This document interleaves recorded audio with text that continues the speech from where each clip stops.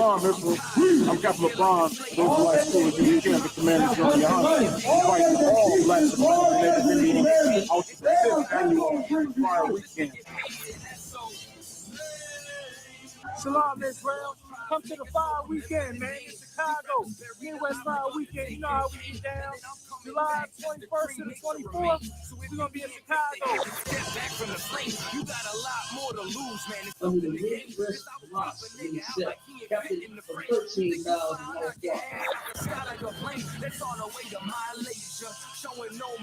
July 21st, we got 12 children of China with the scripture breakdown class, followed by Captain Tagaria and Captain Kapazov across the line race. You know what I'm saying? We got the Bantu Festival coming back. We got the election coming. We're going to kick off the election with Captain I.S.U.P.K, Captain Kadazak, and Kazak Yad. It's going to be called Fort Columbus Camp. On the 24th of July, we're going to be doing the Black and Brown Unity Cookout. Shalom, Israel, to all my Blacks, Hispanics, and Native Indians. From July 21st through the 24th, we're going to be holding the Midwest Fire Weekend. On July 21st, we hold a scripture breakdown with none other than 12 Shield General Muhammad from 6 p.m. to 8 p.m., followed by Cross the Line Radio. On July 22nd, we're going to be having camp on the Magnificent Mile from 11 a.m. to 5 p.m.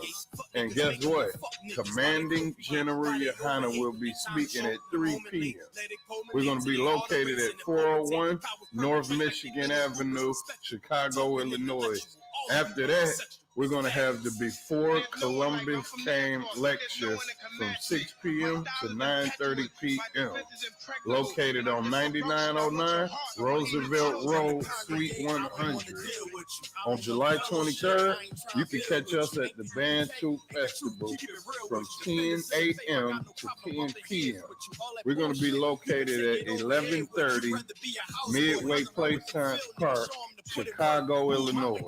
And then last but not least, we're going to be having the Black and Brown Unity Cookout from 12 p.m. to 8 p.m. located at Douglas Park, 1200 West 12th. I don't know you. I'm not letting nobody sell you crack. You know why?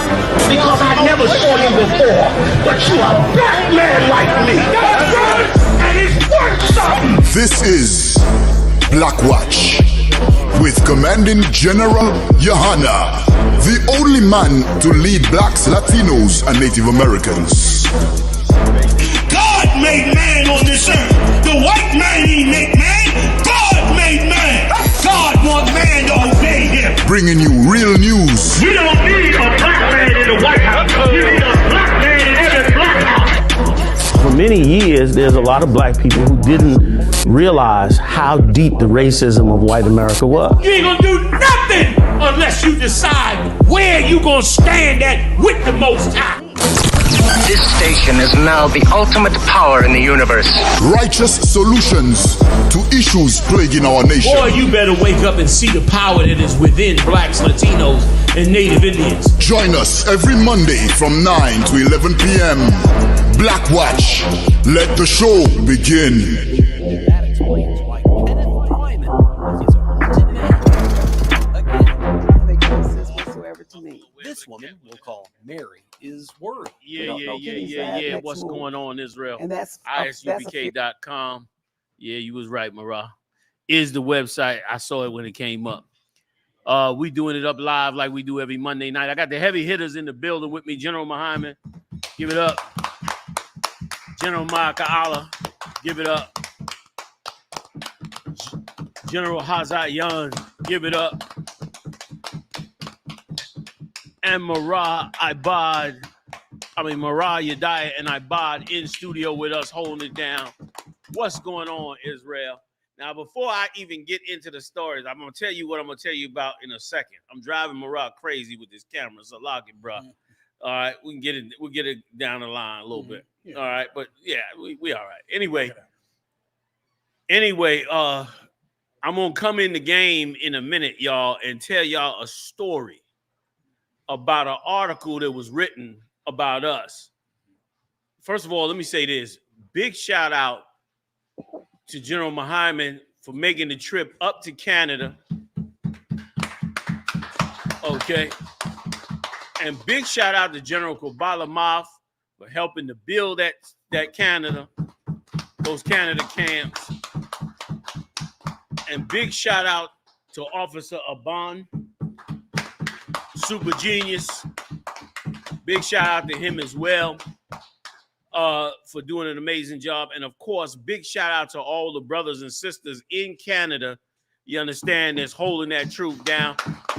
You understand? And the water for the t-shirt, I didn't get to post the t-shirt, but the water for the unique t-shirt out of Canada, you know what I'm saying, which was the bomb. It was wild. I looked at the t-shirt, man, and all I could do when I looked at the t-shirt, right, and I said this came from Canada, I looked at it and it was so UPK.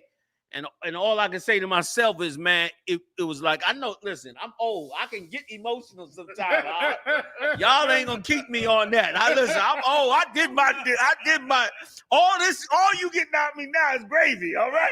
I done already put my thing down, huh? I turned on the tape the other day. I'm hearing myself blazing about 30 years ago. I said, well, God damn. I said, this made me go, I'm going to speaking, okay? I'm going to get back a taste of that. Anyway, you got to know what we talking about to know about this. Let me just say this. I looked at the t-shirt, man, and I said to myself, I said, this is why you held on. You held on because you really wanted to see this. You held on because you really believed that this, I'm talking to myself, but I'm talking, what I know. I said to myself, I was like, you knew that this was real. And it is why you hung in there. And sure enough, so big shout out to Canada, man, and the brothers and sisters up there. Salakia, I couldn't make it up there. But when I read this story, you're going to be shocked because the biggest, really secret Jewish organization is really a secret, damn near halfway a spy organization of lawyers and gangsters, okay, that came together and wrote a whole article about us coming up to Canada and how they were trying to block us from getting into Canada, a waste of time. I showed the story to General Q. General Q lost it. I said, he was like, what? He lost it. They were trying to block us from getting in there. But we're going to get to that story, man. I'm going to bring it up on the second hour, man. We'll get into that. You know what I mean? We got the Big 5 weekend coming up this week. Yeah. Big shout out to Captain Mao Quad and all his warriors rolling with him. We're going to be on the set of Chicago doing it up like we do. That's going to be tight, right? Looking forward to that. So let's get into it, man. Y'all ready to run them stories? Yeah.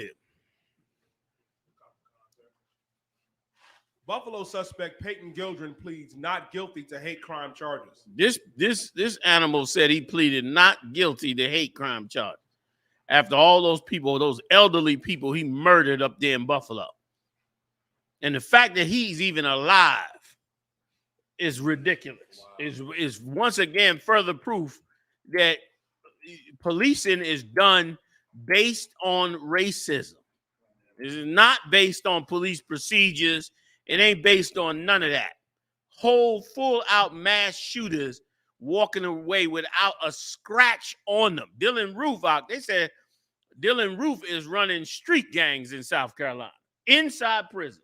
Like he is like a big dog in that prison. They know that he's a straight killer. And he don't give it. He punking other groups. He look at them Proud Boys and them like they just chumps. They in there shaking them down, bringing them into the fold up under their groups. Okay, so and why can he do that? Because he's alive and healthy, even though they did all these mass shootings. All of a sudden, police got restraint for them. Go ahead, y'all. Please jump in.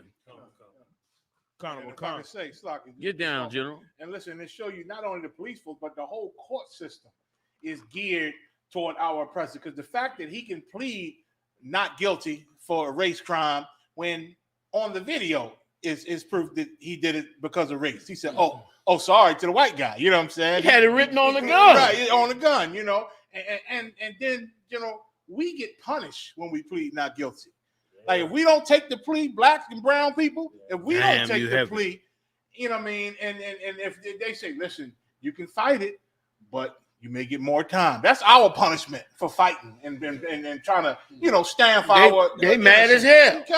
When it works well for them, even when it's clear, you know, they lying. Listen, that's so right, General. It's like they don't mind disposing of the case for them.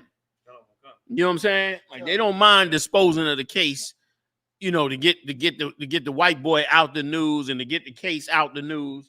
But we in the news, just forget about it. You dare to not take the charge. You dare not to plead down some way because, you know, we know you did it, so to speak. It's just an evil system, and like all evil systems, man, the time is coming for Christ to return and set his kingdom up, man. They had their time. They had a good time. They had a good time. And that's why, once again, everybody should hold on and build this kingdom, man. Once again, like I've been saying, the Lord gave us a gift right on 125th Street. You understand? He could have put it anywhere he wanted. He put it right in the #1 street known to black people, 125th Street, the Israelite School of Universal Practical Knowledge. Gave us a gift, and we should hold on to that gift, man, and build this thing all the way up. You know what I mean? So, damn right. Get down, Jim. And listen, you know, he wrote a whole manifesto. He went and did whole recon of the areas where he was going to go. He checked out the zip codes and everything because he wanted the poor, underprivileged people, which is black people. And he picked the elderly ones because the young cats carry guns, even though it's unlawful. But he picked the ones who wouldn't have guns. Like, he picked that neighborhood out on purpose. Saying he was trying to avoid the other one because of the guns, right or wrong? Yes, come on, cuz. So how do you plead not guilty when it's all in everything you did? Like, that's the, like you said, the audacity and the, what's the scripture where it says, where they proud and arrogant. It's about Esau being proud and arrogant. That's them. And hold themselves not guilty. Yeah, hold themselves not guilty. That's correct. That's them. Mm-hmm. Like, he did it off the pretense that he's going to kill black people. Unarmed black people. You know? That's why he did it. Now he's going to plead not guilty. Come on, man. That's why the Lord said, because you had a perpetual hatred for us, the Lord will come punish you. You know what I mean? Because of what you've done to us. Christ's coming back. And don't think that, you know, you can get away with all these sins. You're going to pay for what you did. You're going to pay. And the Lord is going to make it happen. And listen, the Bible says that Christ said this, in righteousness, though I judge and come and make war. It's right he do this. Like, you earning what Christ is coming to give you. You earning it every day, more and more and more. And listen, gentlemen, with all the marching they did, Black Lives Matter, and all these different things, all these uproars, they still continue to do the same exact thing. Like, it don't never stop. You understand? It don't never stop because they don't care about us. You understand? You better get back into the truth, man. They get down to the I.S.U.P.K. and get up in here. Time getting short. Damn right. All right. Mm-hmm. Yeah, let's keep going.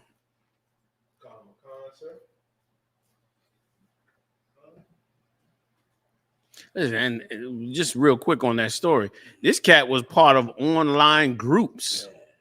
This cat was part of online groups that he was coming together with. Like, we should stop being children about this. And this whole, let me add something else too. This come from them churches, man. This whole non-gun culture, you understand, is evil as hell. Like the one people out of all people that should have the right to protect themselves is black people and Latino people. You understand? From them and from us in many cases. You know what I'm saying? Like we should have that right. We should have the right to protect ourselves, and we should get this old Christian victimized spirit away from us, man. And be, like all of a sudden black people can't be responsible citizens. Like, let me tell you something. This empire empowers wickedness and crimes and criminality. This is what this empire loves. And they love it because their bottom line is always a goddamn dollar. And so you don't make money off of righteous citizens. Righteous citizens find new innovative ways to take care of themselves without you robbing them. But criminals have to pay the price. We brought this out before. It's $400,000 for every murder in the United States of America. 400 grand they get for every murder in the United States. So you think they want us to stop? Not to mention the gun sales. The money off of gun sales to criminals. I ain't talking about legitimate citizens, but illegal gun sales. I told you they caught that van with 400 guns in it up in here in Philly. 400 illegal guns up here in Philly. Them things, man, those are the things that keep a wicked empire running. And those are the things, man, that we got to get out of the mindset of this place. You understand? We got to get out of the brain. Who don't want no gun in the house? Who get those guns out the house? Go get some licensing and some training, man, in your state if it's legal. And it's becoming legal. Them Republicans making it legal everywhere. Yeah. New York, DC. Yeah, cut them. They letting you go they letting you get strapped in the District of Columbia. Okay, they getting legal licenses in many states. And this bastard went and found an area with elderly black people, bunch of them probably in the churches, and being brainwashed into thinking they shouldn't have no way to protect themselves, and went up in there and had a field day on them. So, Lockie, let's move on. Go ahead, please jump in. There's two things that popped in my head on what you said in this here, right? Mm-hmm. And I'm gonna take it back to some things I learned when I was in Esau society, right? Good. When I was in Esau's military, two things happened to me that I remember distinctly. One, the first time I got to my first unit was in Camp Woodville, North Carolina, right? Mm-hmm. Jacksonville, North Carolina. Got to my first unit. The first week they locked the whole base down. I mean, you couldn't go nowhere but child in your room, locked because somebody was stealing guns. When they found out, when they did the count on the guns was missing.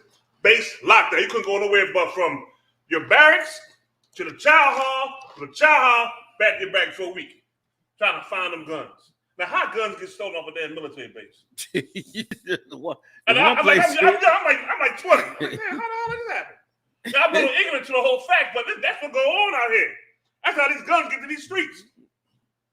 That's how it is. That's big money. Yeah. Big money out here, man. Yeah. Even right now, they did a report, I'm going to say last year or 2 years ago, to where there's so much military weaponry missing that they can't account for. You understand? The U.S. military, that they can't account for because it's gone. They know these things, man. Hell yeah. Yeah, I mean, they know these things. And two, I never forget, when I was in their version of boot camp, right? And we had this one cat, I forgot where he was from, somewhere down south. And they caught him in the bed at nighttime in Iraq writing a letter. So they put everybody online the next morning and they read the letter to his father. And he told his pop, yeah, Dad, I'm in here with these stinking, filthy ass niggas. They stink, they dirty, they don't know how to follow orders or something. So we online to me it was like, no, this nigga didn't say that. And in my mind, I'm like, oh, I'm gonna get his. Well, first things I get, I'm gonna get him. And it was really a division, blacks and whites. That really was the case. When I had a buddy of mine from Camden, and they tried to give him a blanket party. They do that blanket party. They show you a Full Metal Jacket. They throw the blanket, they throw the thing over top of him. That's real. And they tried to give him one. Well, he woke up in the middle of it, right, and fought a guy off. So 3 o'clock in the morning, we fighting in the barracks, and it was black and white fighting each other. That's it. Now, when they came out and found out, they punished the hell out of them for it. But that was the dynamics going on. Yes, like, that's that'd be the dynamics. Yes, sir. That's exactly what it was. And I done heard so many stories about guns being sold. I done heard a ton of stories. about guns being sold that come out of the military. I mean, they getting $1,000 a pop for them rifles, which is them rifles worth way more than that. But they getting a G a pop for them rifles. You get 10 rifles, they getting 10 G's. 20 rifle, 20. I mean, they're selling them like crazy. Yeah, the rifles, the sights, they got sights that they use it over there in Afghanistan and Iraq. And them ACOG sites are military sites. Them sites is like to buy them now. You can pay between $1,500 to $2,000 for each site of the piece, right? Because they're durable, like they're made for combat. They selling all this. All that stuff gets sold. Yeah, man. You know, man. Like just like the scripture said, he that is Confederate thee have laid a wound under thee. Like you can't build an empire with immoral people. Like you build an empire, like you build an empire off of blood, then expect the people that you built this empire with to be righteous. When you gathered them in for an evil cause and enslaved us for 400 years. Now they want their cut of the empire that y'all stole. And so they trying to get it any way they can. So I don't want to stay on it too long. Y'all, we can move on. Unless you was good. I'm good to go. Yeah, let's keep going. Colonel McCon, sir. 4 Border Patrol agents being disciplined for deeply offensive conduct and horse whipping incident. You get the most high hand on that. You got any pictures on that, Marah? If you could, because brother, the way he beat that Haitian brother for bringing food across the goddamn river. And the comments that he said, read on, you die. And the comments he came out with. Colonel McCon, sir. 4 Border Patrol agents investigated for how they use horses and reins to block migrants from illegally entering the United States from Mexico in an incident last September will face formal discipline, according to a top department official. There it is. That's the one. Yeah. That's the one. I mean, he got food in his hand. And look at the hatred. Can you bring it back on outside too? Yeah, look at that. Look at the teeth. I mean, the animal is not the horse.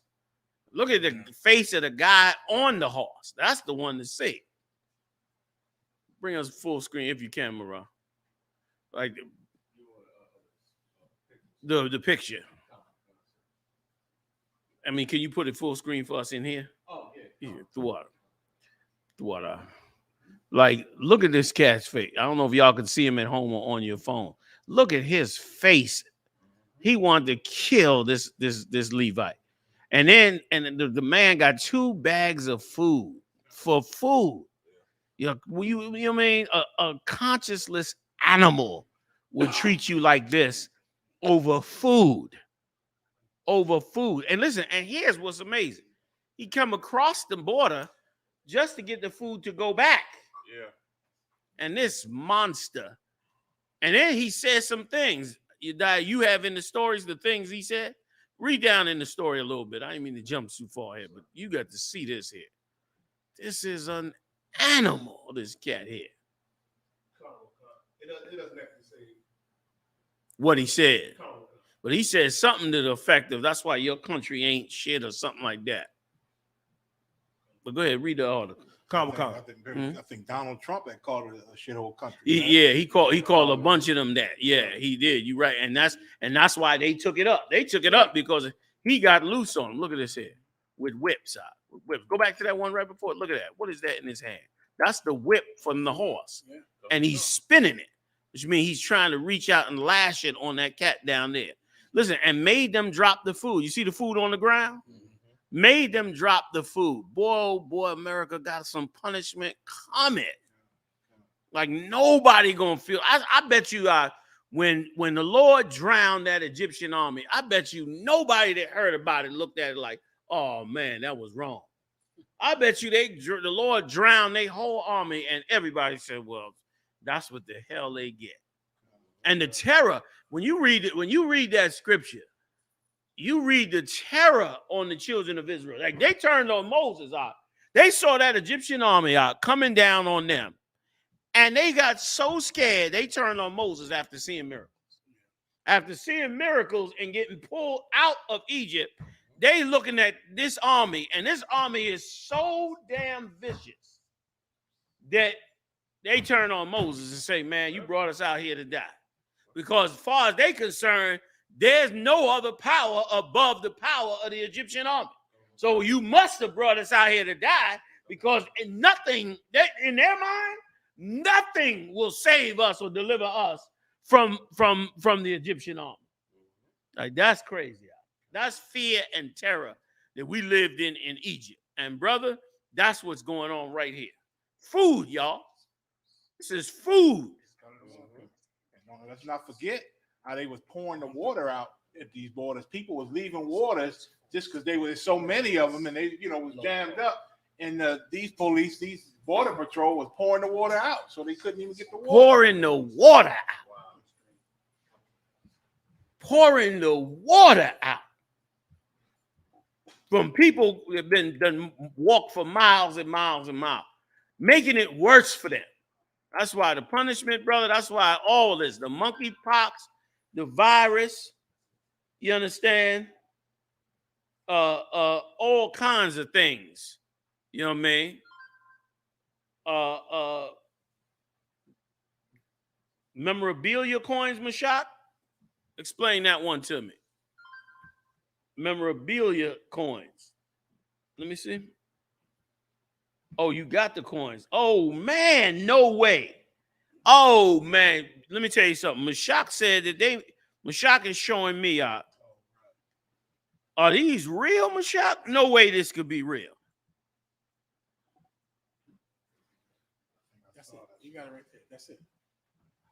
That's what you need. So they made memorabilia coins about that photograph and looked at it like it was amazing. I don't know if y'all can find them.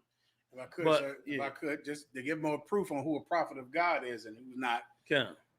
As far as you said about Egypt, Space Force just revealed their new logo. I heard Space Force this week, which is exactly what you said. Yeah, a big ass Egyptian head on top of the world. So Egypt is on top of the world. Look at them, and on their way to the stars. There you go. On their way. I ain't even see that till you just said that. But I see now, right? That they rule the world, but I ain't even noticed we going to rule this too. We on our way there, and they put it in the Star Trek symbol. Yep. Like we going to space to bring Egypt to space. Yes, you understand. And this logo is specifically for space, to set up a space intelligence center to bring information from all. That means they're gonna be up there above the planet, listening to every phone call in 3 galaxies. They're gonna be recording more phones. If you reach, in other words, you reach out. If you reach out and get a phone call into one of the ships, you'll be like, "Yeah, Michael, Earth to Michael, Michael, we need some help up here." They're gonna be up in there like, he got a call from Michael. Michael is on the line. Like this right here is proof positive of the prophecies that we brought forth. Come on. It was the Israelite school, damn right. It was the Israelite school of UPK that revealed that America was Egypt and that they had completely nobody did that but us. We're the ones that showed that America duplicated ancient Egypt, and sure enough, as they go to space, they put a picture of a pharaoh. That's a pharaoh's headpiece, and that's a pharaoh's beard piece on the bottom. And it's so terrible in that. Okay, this is what you said. Damn okay, right. And on this emblem, put it back up if I could. Okay, they're saying that Egypt controls the world. Yes. They're telling you. Egypt, not America controls. They could have put a flag up there. They could have. But they're telling you that Egypt controls the planet. Yeah. And Egypt is going to control the stars. Yeah. And that's exactly what you said. That's right. That this is Egypt. Yeah. That America is Egypt and we are the Israelites. And there it is in front of you. And it's not in some secret metanetter. It's in plain sight. Yes. Like every real conspiracy. Yeah. It's right there in front of you, not even trying to hide it. No. It's just sitting right there. There you go. That's it. Amazing. Amazing. I mean, I'm still stunned. Years, it still stuns me on how right you were about this. Like, this is exactly what you said. It's why we take those signs out the camp. That's it. Show Egypt in America. Yep. It's right there in front of everybody's goddamn face. Yeah. Yep. And coming out now. That is an evil ass symbol. Like, they put that up. That is something to see, man. Like, totally every single thing we live in America today is exactly what we suffered 4,000 years ago in ancient Egypt. And their structure today is the exact same, down to the Washington Monument, Lincoln Memorial, the White House. All of those could be found in them scriptures. You know what I mean? That they just rebuilt. And listen, that's such an arrogant symbol in that they're saying that they getting ready to do what Egypt couldn't do. Like, Egypt is now back on top of the world, but going further into the stars like Star Trek. Like, that is real arrogant. You know what I mean? That is real arrogant. I guess they didn't read the part where the Lord opened up the Red Sea and drowned the entire Egyptian army. That's right. They need to read that part. You know what I mean? And thus shall I bring thee down. Then thus shall I bring thee down, saith the Lord. Nest among the stars. So true. So damn true. You know what you said too, sir, at the rededication of the oath we did in the Passover about how if they get up to space in the stars and search out the depths of the space, then we're not gonna be a people of the Lord no more. They trying to do what they can do to get up there and get that, but it's not gonna happen. They don't have the time. Said, thus I bring thee down. It's gonna happen. You're right. Of course, they went to the moon in 1969. Yes, they did. And that was the end of it. And that was that. That's the beginning of the end. That's when them shuttles start blowing up and everything. Rockets crashing. He raised the I.S.U.P.K. Shalom. Mozart crashed. Same year as the moon landed. Good night. The Mozart crashed. You right. Deep. Man, go ahead. Yeah, throw it up right quick for everybody to see. Look at this here. Ooh. Listen, with the bags of food and everything. Go big screen if you could with it, Mariah. That's a wild. Like, this is, they be proud of the evil things they do to us. Look at that. They made a coin off it. That's what I was saying. Mashak sent it to me, and Mashak is. You saw the story. Okay. I but I saw the coin in the story. So imagine that. They so proud. That is proud. I mean, you proud that you tortured and took the food of a starving man. Like, what honor? Amazing. A man on a horse. So like you said, yes. Like, okay, for nothing. You a warrior. You done got all these skills. You done trained, right? And you had it saying to me, you got honor for hitting a cat on a horse with a whip that's running, and he wants food. And he's starving. And he's starving. And you got that's honorable. Was this in Texas? Yeah, I thought it was. Where was he in Uvalde?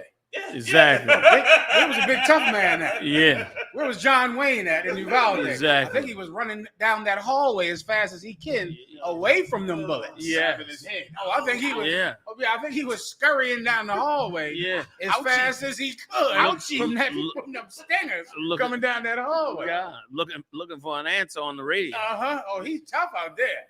Big high school. This is my new theory, Commander GEN.YAHANNA. That cops are nothing but high school tough guys. All of them high school. I used to always think that cops were ex-Navy SEAL types. I thought it was like cats from Esau's military. Join this. But when you see that Uvalde video, it looked like them cats is high school tough guys. High school football players that failed. And now they look tough. You get my point? Like, with the whole tactical bull, all that tactical nonsense. They dressed up. You would imagine this. You could see the tactical mess that these people have on. Yeah. When really you need to dress lighter so you can run faster away from the gunfire. Because that's all you're going to do anyway, is haul ass down the hallway away from the guns. And all of your tactical nonsense is weighing you down when you need a good pair of sneakers on to be a cop. A good, strong pair of sneakers. Like that. Haul ass away from gunfire. I mean, it was sad. What's fooled us? It's like, go ahead. No, go what ahead. fooled us for so many years is them goddamn movies, you know, Oh, like Bad Boys and them jarheads. Starsky and Hutch. Get all the gear ready to go fight for Will Smith and them and get his sister back. You know what I mean? That's what fooled us. Y'all put all the tough guy cop movies and TV shows. Did y'all see? Y'all throw them in the chat room. I'm starting it off with Starsky and Hutch. Come on with it. Y'all get it in. I'm a bad boys. Mayak beat y'all on Bad Boy. I got two more for you. I got Kojak and Beretta. I'm going Dirty Harry. Dirty Harry. I'm going right there with you. Come on, y'all. Light it up. Light it up. SWAT. Remember? That's Yep. on SWAT. Yep. A ton of tough Yeah, guys. a ton of them type of shows. You know what I mean? A ton of tough guys. Let me tell you something. And we got a lot of stories tonight about this same topic. If you want to know who you have to blame for mass shootings, it is movies and videos and video games about tough guys with guns. That's it. To where our minds, the way we think about guns, we all think like mass shooters. And these are the people that just were sick enough to do it. But America makes you think like a mass shooter. It makes you think like, if I have this gun is for solving all my problems, destroying all my enemies, and being safe. And that is a mindset. That's it. Your Commander General Yohanna, last week, my phone died. I can't look it up now. But I went and researched the ratio of shootings as compared to knives and fists and elbows and rocks. Do you know that in America, people shoot more than they stab or punch? Or punch. Now, brother, you ain't going to tell me that getting rid of guns would mean anything, because you got more fists than you do guns. Everybody got two damn fists. But in America, there are more shootings than punches, than kicks. And listen, everybody has a kitchen knife. There are more shootings than stabbings in America, which means it has nothing to do with access to a gun, because clearly if it was about access, there'd be more punches than shootings, right? Because we all got fists. But in America, it is not about access to guns. It's about how we think about guns. We all think we're badass Rambo. Everybody thinks that when they get a gun. They're tactical Rambo.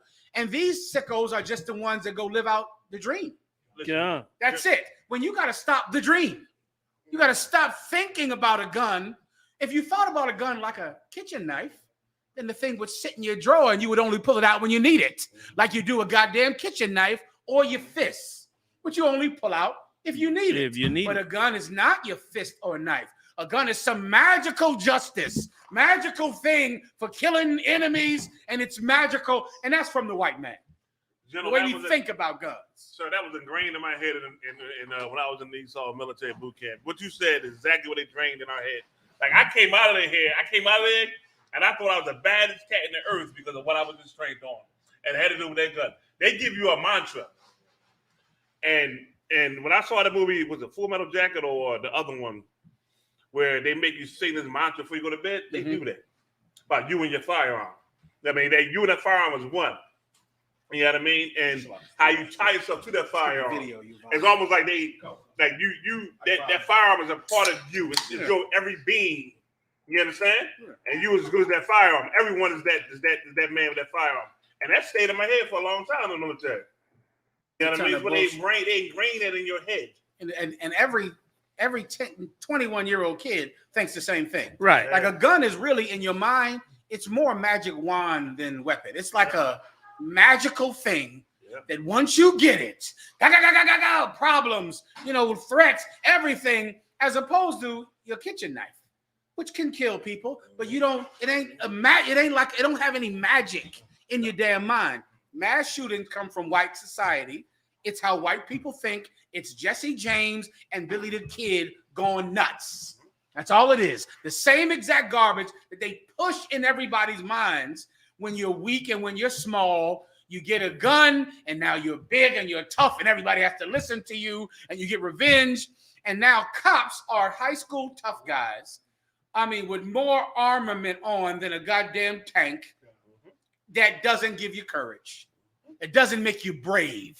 It doesn't make you one West. That's for goddamn true. Because in the UPK, we go out in the street with nothing and save lives. With nothing but courage and God's justice on our side.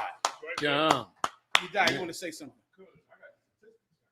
Yeah, go ahead and read it. Please, go ahead. Thank you. I couldn't pull it up. Now, this is this says something about all this gun talk, like Commander Gendron was saying later about guns. Now, you tell me what you have more in America, guns or kitchen knives, huh? That cost that you can go to Home Depot and get 100 kitchen knives, put them in your drawer, a whole butcher block set, every knife, small knife for the apples, giant knife for the carving, but the big old chopping knife that the Moabites use. An array of knives sit in your drawer. You don't think about killing anybody with them. But you go and get a gun and kill everyone that you can find because you're Dirty Harry. You die. Conor McCon, number 1, handguns, 8,029. Number 2, firearms type not stated, 4,863. Knives are cutting instruments. Now, how is that possible? Why would you get rid of guns? Because you got more knives than you do guns. Everybody has if you cut your fish and meat or your broccoli, you got a knife. Why are people turning to a gun more than the thing that everybody has in their kitchen all the time? Because of propaganda. Yeah. Because of the white man's witchcraft on a gun. Let me give you some witchcraft. Please, sir. Adama, Wild Wild West. Give him that's it. Give it up to Adama, Wild Wild West. Nashak said the same thing. Wild Wild West. Adama, Big Valley. I remember Big Valley. That too. All right, Bobby, Dirty Harry. That's it. Paul Green, Adam 12. That's it. Nashak, the Rifleman. Tazalaya, Platoon. Rapawana, Walker, Texas Ranger.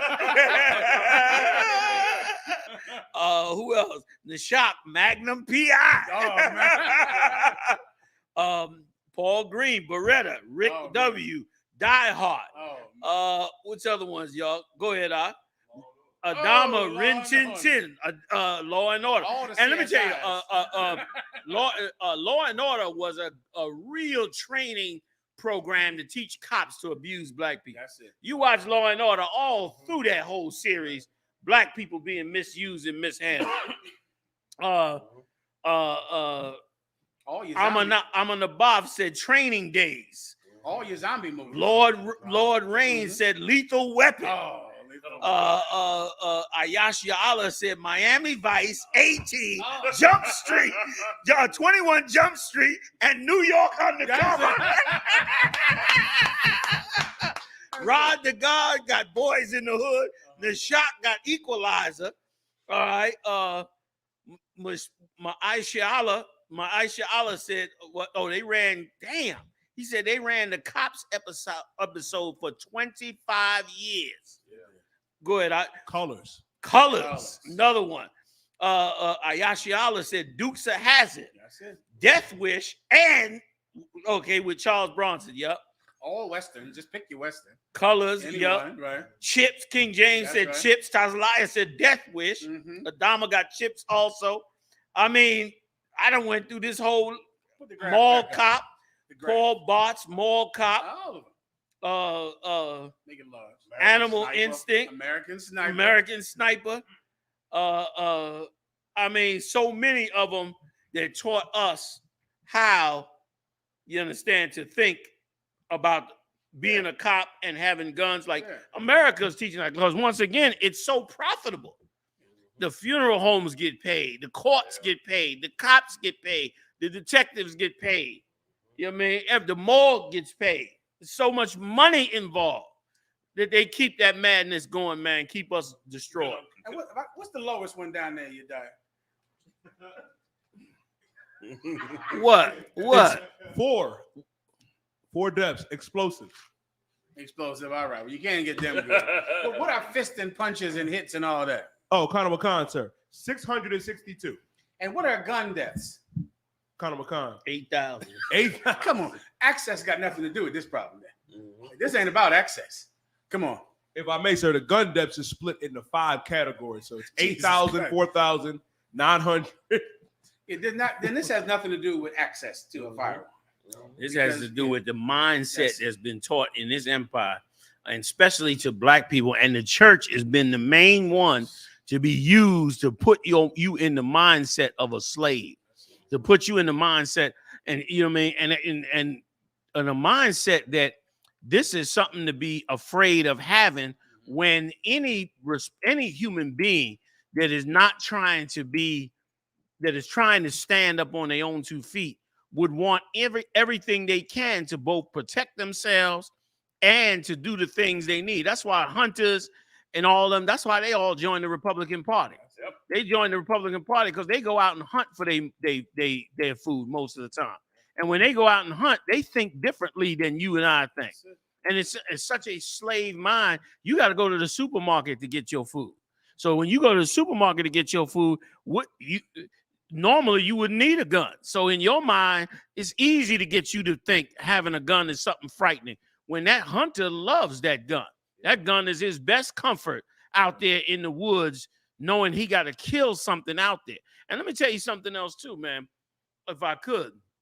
When we go back and read them scriptures, Israel did a ton of cooking outside, Feast of Booths, all kind of instances. And it really showed me something too, that there is a place for killing. And killing should be going on for our hunting and for our eating. Then you would respect the reason to kill. Yeah. Like if killing meant you had to eat, you would understand the seriousness about killing, and we wouldn't be bugging the hell out in these cities, killing each other drop of a dime.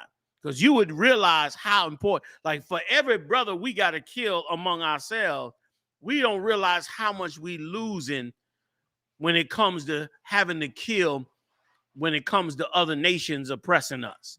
Like we killing each other. We killing off the very men you need to protect yourself in danger from another nation. But in our mind, we so brainwashed from church that we don't think we in any danger from any other nation. Once again, if I could go back to hunters, when you out there hunting a deer, you definitely know that it's danger out here in this dark. There's other things, there's bears out there, there's all kinds of things out there, depending on where you hunting at. It's things out there. And so you realize the necessity of being able to defend yourself and what you need to defend yourself and why you have weapons. But in the city, you just stressed out in madness, and in many cases, you selling drugs for the slave master. And so, of course, you killing and paranoid and all kind of stuff going on. And as a result, we die by the massive numbers, man. There's a place for killing. There's a place to for these things to happen. And there's some judgments that call for some killing. And those things are true and right as well. And that's another problem. That's why, once again, the Most High's laws are the best. Because for every crime doesn't mean you should live. For some crimes, you should die. If not for Christ's grace for us to put this nation and the world back together, it would be a lot of judgments that would need to be taken care of. And it would be right for them judgments to be taken care of, because that would be justice in the earth. Our lack of having justice makes us more violent. When there's justice, people are less violent. When there's no justice, people are more violent. Like, why go to get justice from the priest when you gonna go to the priest and this person who should die for this horrible thing does not get put to death for this horrible thing? Then you're gonna become violent. You're gonna want justice. And what this oppressor have done to us is oppressed us so much with no justice that we've become violent, and have oppressed us with no justice, which means you can't fight him, so you taking out justice on the brother or sister right next to you. Yeah. And you should see, after this COVID, brother, the madness on the 12 tribes right now is at an all-time high.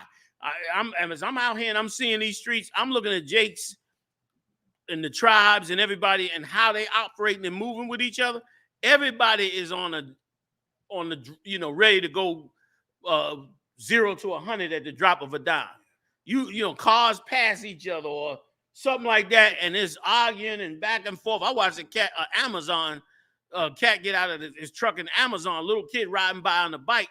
Little kid came by, almost hit him, made him fall back. The kid went like you almost knocked me off the bike. I mean, he act like he was being attacked by terror. What? You little, the kid is halfway down the block. You little, I'll kill you. What you talking about? I said, I'm looking at this cat like, you about to snap over this little kid just riding by you. Like, it was like he was in bad shape. You know what I mean? And them cars is becoming extensions of it too. People running up with you. And so the tension is high in the spirit because this kingdom is falling and you have no justice. And it's making everybody wig the hell out, man. And not being able to bring that judgment on people is making them crazy. Salakia, go ahead, you know. No, if I may, sir, what you bringing out is just so heavy. That also reminds me, Officer Marah, myself, we were speaking on what happened, the day before we went out camping 15th and JFK, where a young Ephraim brother was shot 3 times right across the street from the camp spot. Damn. Khan. It's rough out here right now, sir. And imagine how much more we need protection than them hunters. Imagine how if a hunter can have a gun because he out there with bears. My God. Good Lord. My goodness. I mean, who needs a gun more than us? Who is in more danger? Yeah. A cat living in the damn woods or you living in New York or North Philly? You need a goddamn gun for protection. Yeah. But of course, we're not taught that. No. We're taught that a gun is, is this thing that's for killing and fun and it's theatrical. It's for them TV shows. There you go. It's to duplicate. Everybody wants to bust in the door or be Dirty Harry. Like that, I could imagine, Slock, to cut you off. I could imagine what that did for white men when them Dirty Harry movies came out. Like if you watch them Dirty Harry movies now, you would be like, oh my God, I can't believe how racist they were. Yeah. You know what I'm saying? Yeah. Like you be looking at them. I look at them old Dirty Harry movies. It's like, man, a white man must have felt amazing being able to, well, you're feeling lucky, punk. You know what I mean? You're feeling good or whatever the hell he used to be saying with the biggest handgun in the world, 44 Magnum. He's sitting up there like, and of course kills the Jakes. You know what I'm saying? And it must have made him feel amazing. Salakia. Same with like the Billy the Kid. Any of them Billy the Kid movies. That's when they was killing I.S.U.P.K crazy. Dang. Just killing them and he's just a Mexican. What get you mad at them for? Dang. Just killing their whole families, the farmers, shooting them up. It was ridiculous. Every cowboy and Indian, you can just run that list down. Forget about it. And even when cop movies, right? On every cop movie, the hero cop is the one who refuses to follow the rules. Yes. He'll take you and beat you up because he goes outside the lines for justice. Right. He goes above and beyond. His sergeant don't like it. The lieutenant yells at him, but you know what? He got to do what he has to do for justice. Even if his sergeant hates him for it, even if he gets suspended and has to hand in his gun, he's going to take you outside and beat the hell out of you. Why? Because sometimes you can't follow the rules for justice. Right. And they all learn that. Forget about Liam Neeson with them old missing movies out. This cat never calls the cops. Somebody kidnaps his wife. He calls homies. He go and kill him.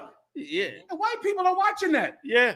Like imagine you get a kidnapping. He don't go get FBI and cops to this and that. He go and listen. I got some skills and I'm coming to France to kill everybody in France. He gets on a plane and kill everybody in goddamn France and then do it 4 more times. Yeah. And white people watch it.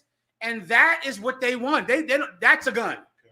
That's Liam Neeson is good. His daughters are safe not because he's going to go kill everybody in France. Yeah.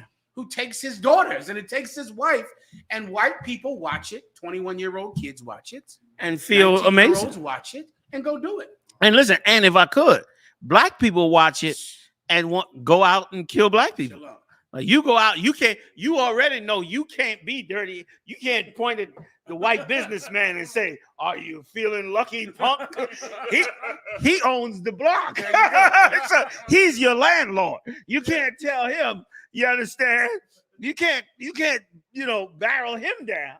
So where do you get to put your Dirty Harry skirt at? Scarface. You know what I mean? Scarface, New Jack City. New Jack City. You got your way is you got to kill your own. Yeah, that's it. You know what I mean? You want to be Hitman 47. Yes. On your way to the hit, you get pulled over by the police. Yes. So you got to stay in the community. Yes. You know what I mean? Go ahead, Marah. Go ahead, y'all. Salakia, you right.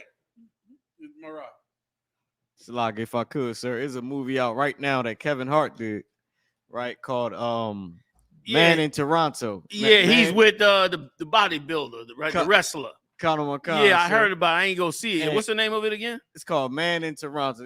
Go ahead. It's disgusting. If I could, just like you said, this oppressor, man, he flying to Miami killing. He going back. He going anywhere he want to go killing. Kevin Hart is the man, never get anything right. He's the donkey. He's the donkey. To the point so much so that he gets shot in the butt. The white man stitch up his butt for him in the bathroom. I said, once again, Lord. which is so heavy because in other words, you niggas don't think you could be this. You gonna go out there and get shot in the butt and gonna have to stitch your behind up, which is the sidekick of every movie. Which means if you want to be like, if he wants to be the man, then that means you gonna have to be a criminal.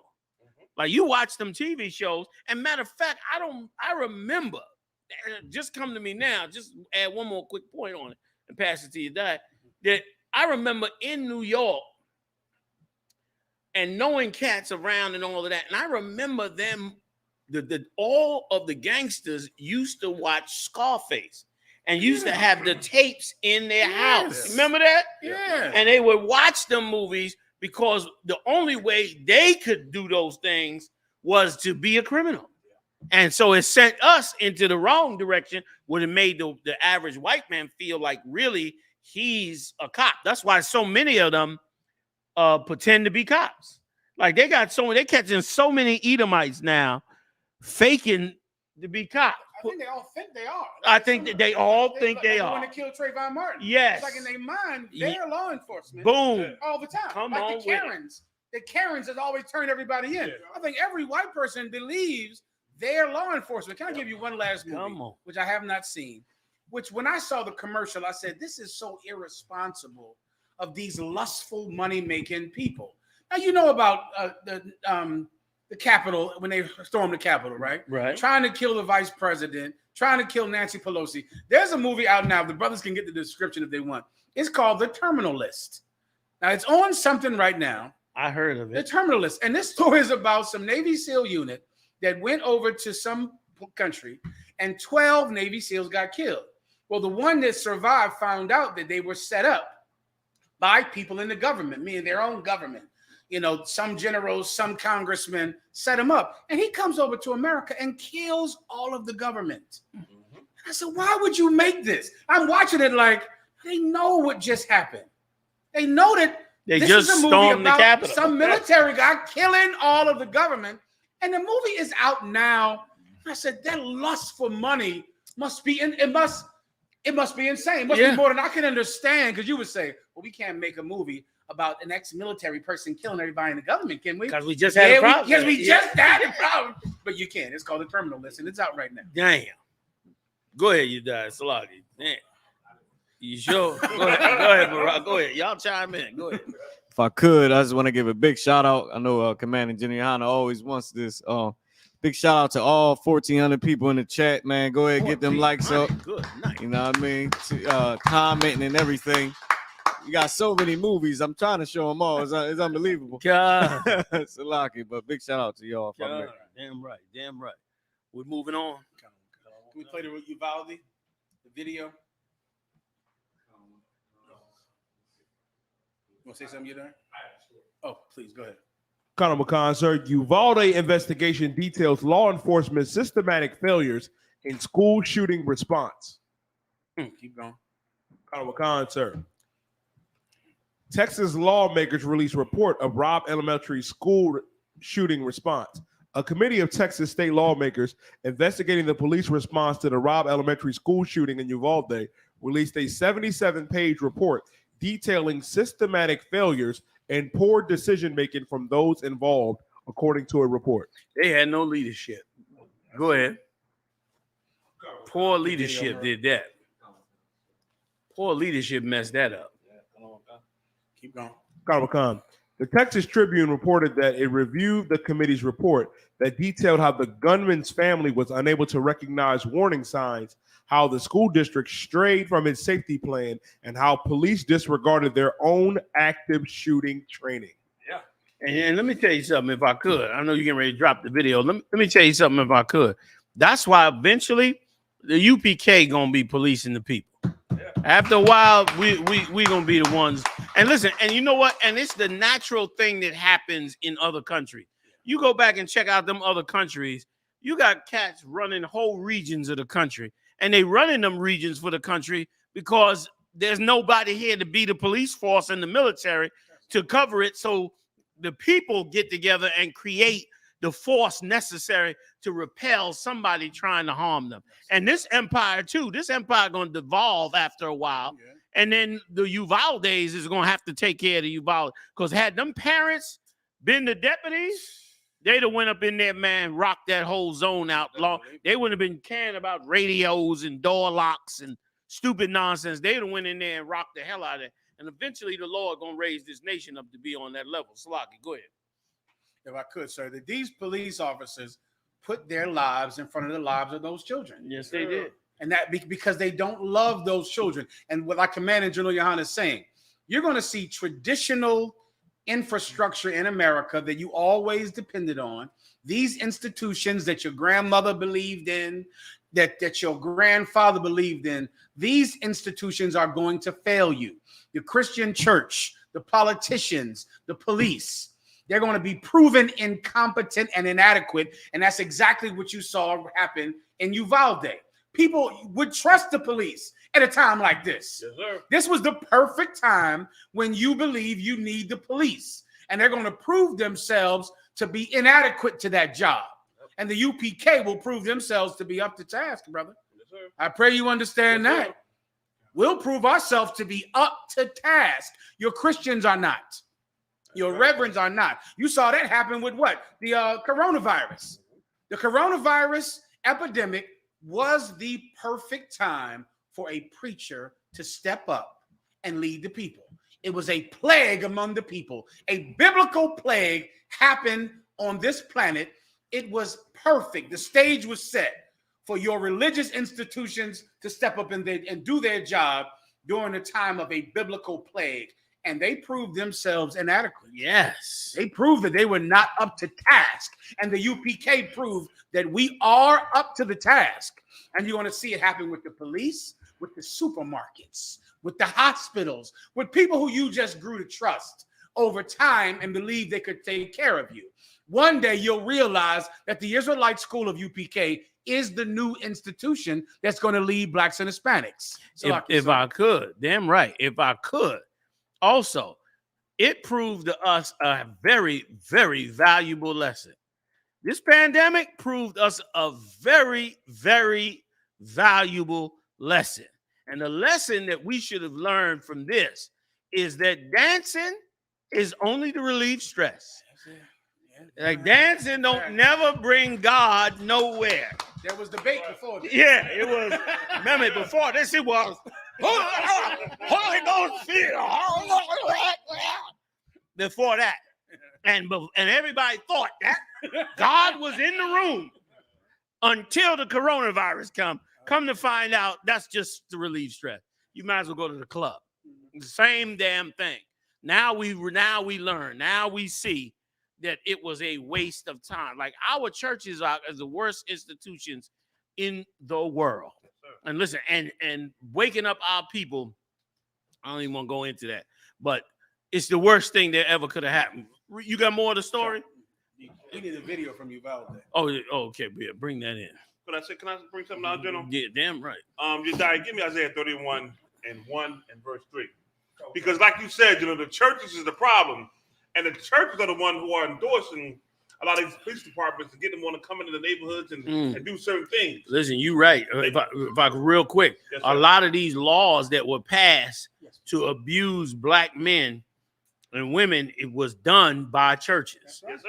They the ones that push a ton of abusive things to us as a people. Salaki, go ahead. Sir. And you wonder why this don't work for us. It don't work for us because you trusting it is something that it seems like it's powerful or mighty, like how Gen.YAHANNA was saying, but in reality, it's not. And it's not going to help you. And the Lord said this in specific about Egypt, about where you put your trust in. And it's why it's failing us, man. Read. Start at verse 1. Tell me about where you at. Khan one Khan, sir. Isaiah chapter 31 and verse 1. Woe to them that go down to Egypt for help. The word woe means destruction, man. You run down to this place for help. Help. More cops. More training for the cops. Get them some training. Give them all that money for training for X, Y, Z, right? In Uvalde, they had on their Facebook page all the money they got for training, all the vets they had to protect themselves for all this military training for the cops, right? And you trust in that. Why? Because your leaders say you to trust in that. Your so-called religious institutions tell you to trust in that. Well, here's what the Lord said. That's why it failed. Read, brother. Khan. And stay on horses and trust in chariots because they are many. All them cats that was in that hallway lined up for this one shooter. A ton of cops in that hallway. A ton of cops outside locking up people, handcuffing mothers and fathers. I'm spraying them with handcuffing the mothers and fathers. Yeah, that's right. Macing them. Yeah. Like we'll show you. That like you said. I don't want to cut in on you, but that's like you said. That's why that failed. What good is all the tactical gear in the world if you ain't in the right? If you're not in the right spirit, if you don't love them brothers and sisters, and they said that cat tore them babies apart. Them babies got tore in half. Them babies, because them bullets, I mean, they designed to stop a grown ass man instantly. Yeah, so hitting a baby, right? Yeah. So hitting a baby, I mean, they tore them babies up. Go ahead, Salakia. Yes, sir. Keep on reading scripture, brother. Khan on the one Khan, right, sir. Ooh. And trust in chariots because they are many, and in horsemen because they are very strong. Because you look at them as being strong and mighty, you know, with the badge and they had AR-15s there too. Don't get it twisted. They had the rifles, they had the shotguns, they had the pistol, they had all that. So because they got these things, you trust them because okay, they look strong and mighty. But here's what the Lord said, man. And this is where we miss the mark all the time, Israel, because you trust in your oppressor and not the Most High Power is going to save us. Read, brother. Khan. But they look not unto the Holy One of Israel. You ain't looking to the Lord for your safety, man. Go ahead. Khan, sir. Jump down to verse 3. Khan, sir. The book of Isaiah, chapter 31, and verse 3. Now the Egyptians are men. Even though you put these cats up to be gods on earth, they just men, man. And they showed you right then and there that they were just men. They showed you what they really was about. That myth of them being mighty and strong is gone. They were just men. Scared men. Scared men. Like how Gen.YAHANNA said, scared cats. Instead of boots, they should have had on sneakers to run down the hallway. When you watch the tape, the cat got there, and I would say 2 minutes later, other cops showed up and nobody did nothing. But you had that one brother, and I forgot where we got killed at. They shot him over 60 times. 90 bullets at him. And listen, they say he went in his waist to pull a gun. Who is the gun at? Who verified that he had a gun? Who verified the fact that he had a weapon on him? All y'all got lights on y'all firearms. He wants to know he got a gun. And when you see a gun, you say gun. That's training. They didn't do none of that. Because that cat was somebody who was unarmed. You know what I mean? They felt more power than him because now, okay, we do something powerful and mighty. But the cat who had the rifle, y'all was scared to go in there. Period. It ain't no way to go around it. You were scared to go in there. Keep on reading. And it proves that they are not gods, man. They just men. Stop putting them on a pedestal higher than what they really are. They're not up there like that. They men. Like how you men. Read. Khan, sir. And their horses flesh and not spirit. Go ahead. When the Lord shall stretch out his hand, both he that helpeth shall fall, and he that is helped shall fall down, and they shall all fall, and they shall all fail together. You know why we feeling this here, man? You know why it's failed together with you putting your power and trust in these cats who are just men and your so-called leaders, whether they be political or religious, because you're not putting your trust in the Lord, man. And because that Lord said they're going to fail. You've seen the failure right here. Uvalde, Texas, that was the failure.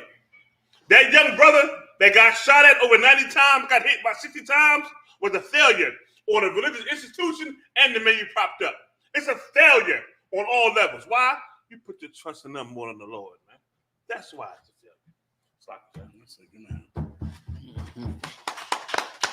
Play some of the video. Play him running all up and down the hallway.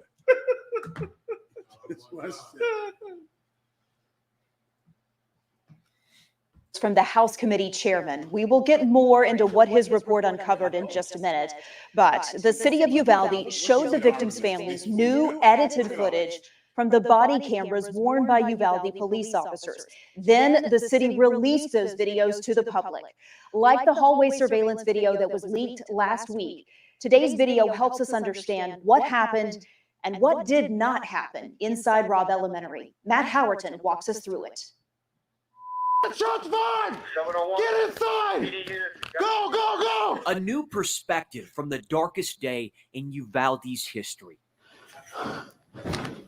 This police body cam footage released Sunday shows the moments officers entered Robb Elementary as a gunman took the lives of children and teachers. The officers footage released Sunday shows the moments officers entered Robb Elementary. Released those videos to the public last week.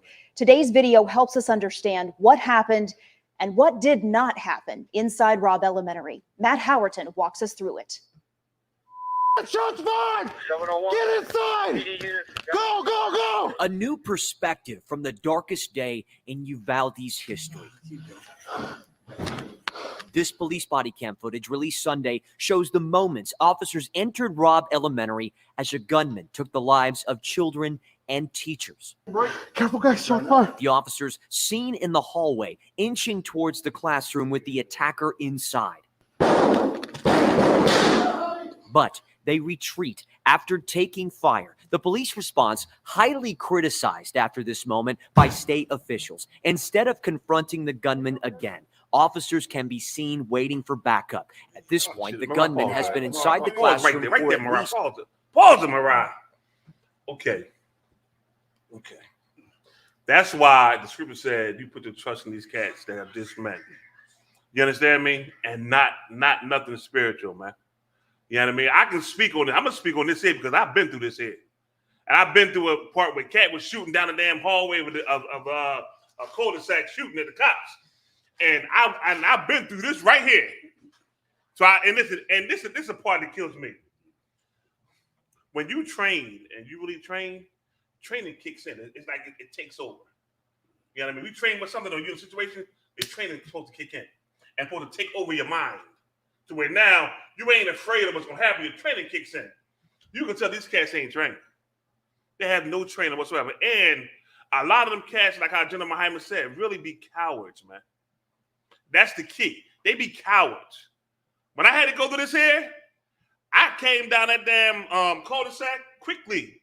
And I cut that pie quickly. It wasn't like it was quickly. It was like I just did it. It was like wasn't even no thought about me or nobody. I came down that cul-de-sac. I cut the pie. Flashlight died. I got back in the cover, sacrificed, and I cut the pie again.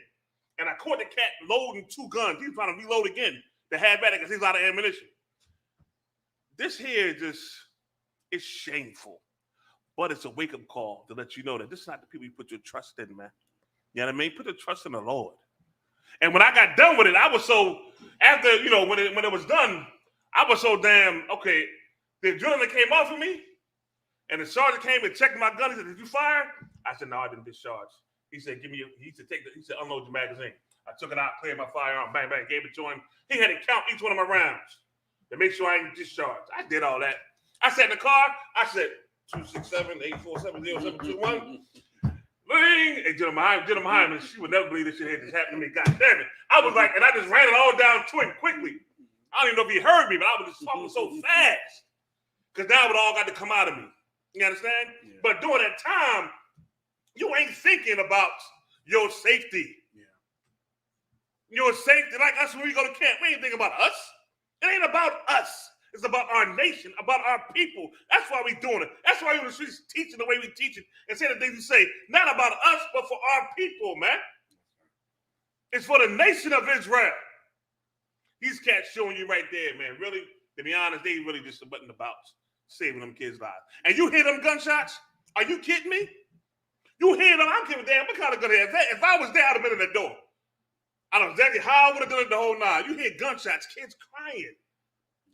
You kidding me? Come on, man. If I could, I think there's about 40 mothers that would have went in that room. Yeah. If they were given opportunity. Yeah. I think it's little grandmothers that would have ran in that room if given opportunity. It's going to get worse than this if I could, Oz. Yeah. In a minute, they're going to have full, like they're in Iraq, with the helmets and the big old shields in front of them, all in the hallway, running down the hallway with full Iraqi freedom tactical gear on, running, when there are mothers that would have went in there with nothing to deliver their children. For too many years, police have been taught that the number one job for them to do when they're at work is come home. And they learn that, like, you know, never get yourself in danger, always protect yourself. If you feel like your life is in danger, you can kill someone. And the police learn that. And today, this day, their superiors are all they care about is making sure that no policemen get hurt that day. And no policemen did get hurt. Like no police, their life was not in danger. They all got to go home, but the children had to die that day, which means they're incompetent and they shouldn't have this job. This is a wrong job. And what do you got to do to get fired as a goddamn cop? I have never seen a job that had more incompetency than a police officer. We did a story last week where the cat who killed Tamar Rice got another cop job, was hired by somebody else to be a goddamn cop. And it wasn't until the citizens found out about it that they protested for him to leave. What do you have to do to get fired as a cop? If you were a nurse or a doctor and you killed someone, you wouldn't get another doctor job anywhere. But a police officer, that union they have is insane. Listen, do you think that, I bet you none of these cats is fired. None. I bet you not one of them. And even all this training talk means it's nobody's fault. Listen, they was in the meeting today, and the parents was saying, the main guy that was in charge, they said, why is he still working? They said, well, we suspended him, you know, pending the outcome of blah, blah, blah, blah, blah, blah, blah, blah, blah. So he's still on the job. Let me tell you, the policeman's union is a lesson in unity. Because whatever the hell they're doing in there, they are completely terrible at their job. I don't know a job that you could do that in and keep that job. Definitely not a security job. You couldn't be a security guard and the owner come home and they come in and the whole place get robbed. You would get fired for a security job. You can't be a doctor and the patient die on the table like that and you did nothing to save it. You would lose your license. I don't know. I try to rack my brain. And what job can you be such a F up and keep it? One job, and that's a cop. A construction worker. If the building falls down, you're not getting hired at any more construction jobs. They're going to fire you, and they're going to take away whatever licenses you have to work, or an electrician. If the building burns the hell down, you lose your license. This job, you keep. If you kill children in training, that means no cops are at fault. That's what that means. Well, they need more training. The training was not adequate, which means these cowards are going to keep this job. Maya, you want to say something? On that same note, what are the qualifications to get hired? I think the qualifications just you got to know somebody and be their buddy or be part of this racist gang. I think it's former high school tough guys. Yeah. I think it's in Uvalde. This was the former, linebacker for the Uvalde football team. Yeah. And he, of course, knows the mayor, and he used to play football, and they hire him, and he's going to use his football skills, all right, to run the hell away from danger, to run like a goddamn rabbit away from danger. But if you're black, he's going to shoot you like a target. He's going to shoot you like he's at the range, which is why there's 60 bullets. There's 60 bullets because the minute you're black, this is just... they're at the range now. And if I could, they said this on CNN. They said that the Latino cops was the one saying, "Yo, why we ain't going in? Let's go." The Edomites was standing behind the Latino brothers, and the Latino brothers were the ones trying to go in, and they was holding them back, like hold up on the radio. But the Latino brothers was like, "Yo, what's up? What's up?" Meanwhile, the Edomites was like, with all the tactical gear, didn't do nothing. We gotta play that for Jillian. Show the video of the Navy SEALs in there hiding in the hallway. I saw it. With the shield. Three shields came out. 3 shields. I saw it. I saw this is a show. They called, ran down the hall and the firing started, and they showed him coming back with half his vest on. That was hilarious. He started boogieing back up the hall. Feet don't fail me now. His face looked like feet don't fail me now. He had the vest barely still holding on to him. You understand? And trying to, keep his composure. When the cop was running, sir, I think I heard pew. I think if I listen carefully, I think I heard the pew sound. But I gotta turn my volume up to catch that one. Like that joint was ridiculous, man. You know, man. You might as well let us get it. Why not? We got Haas here. Haas got all their training. You understand? We'll take y'all training. We'll take all of y'all training. And we'll add the spirit of the Lord to it, and we'll run the whole damn thing. You know what I mean? Like we got all that. We got everything we need. You know what I mean? And eventually, like you said, it's going to eventually go to the parents, which it should have been already. Like we gonna eventually have to put our children in our own facilities because all this nonsense they doing is just, first of all, none of our kids getting educated nowhere. Half of them kids probably have grown up and been gangbangers, killers, whatever, just not being able to utilize what they should have been able to utilize to do the job that they needed to do for the Most High in Christ and for their own people. It was shameful, man, what happened up in there. And like Haas did, Haas left the police force. Like you brothers and you blacks and Latinos, you can't be cops nowhere. Y'all ain't good at being cops. Y'all ain't good at it because to be a good cop, you're gonna have to hate the people you police. That's the only way you're gonna be a really, really good cop. Like you gotta hate the people that's policing. Like cops that love the people they policing are never gonna be able to acclimate to that. And the proof was that because they was out. Remember now, they outside the door. They said they didn't want to play the audio because of the screaming of the kids. That's a lie. They didn't want to play the audio because they didn't want you to hear the gunshots while they standing outside the door, not wondering what the hell they supposed to do. And if they had the compassion that they were supposed to have for them babies, brother, they would have kicked how many times the cops kick your door in? They don't wait for no battering ram or no damn key, man. Man, they hit that damn door. They get the biggest 3 dudes, man. Boom, and knock that damn door loose and go on up in there and do what the hell they had to do. They stand out there halfway down the hall, trying to jiggle a key in the door, talking. Listen, the gunman's on the other side of the door, firing on the kids. He on the other side of the door talking to the gunman. Like once again, like any people, this whole American melting pot, this garbage does not work. You understand? Because them cops, here's where they want them to be effective at. They want them to be effective with pulling you over. Pulling you over, they want them to be effective. But actually being a hero cop when you have to be, they ain't trying to do that. They ain't trying to be ready to give their life for them babies. That they ain't in it for that. They in it for to drag you out the car, beat you upside the head, talk down to you like you something. You understand? Like you a piece of garbage. That they in it for. But they ain't in it for that, mass shooter. We got to go. Don't think about your life. Run dead straight in it.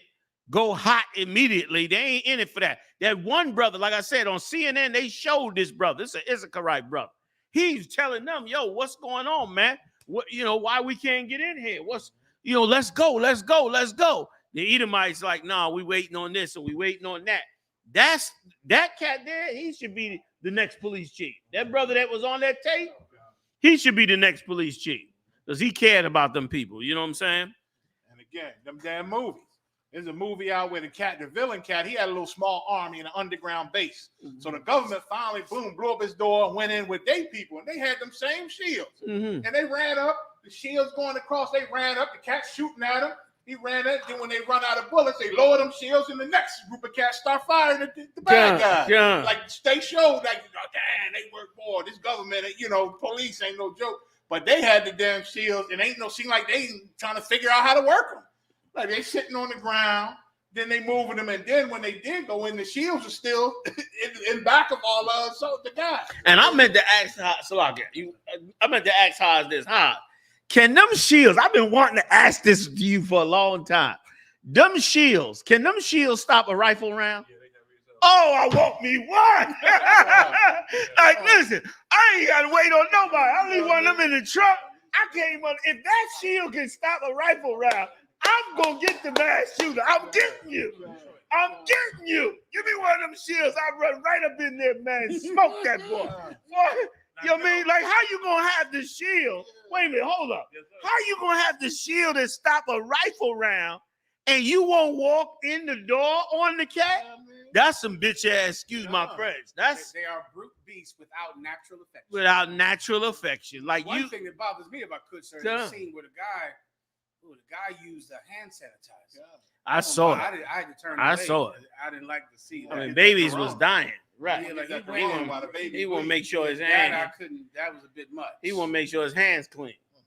Like, what a bitch. You want me calling 911. And they screaming. Listen, they screaming down the hall. That's why there's no audio on the video.